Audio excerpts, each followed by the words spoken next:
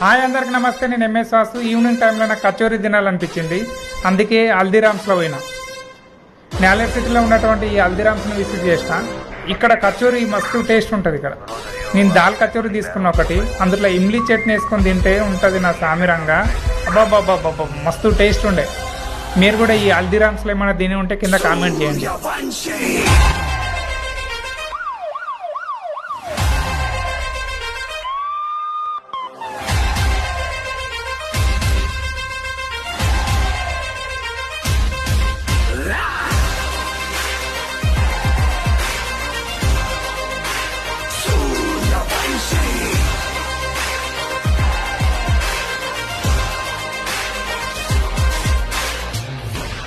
Suryavanshi.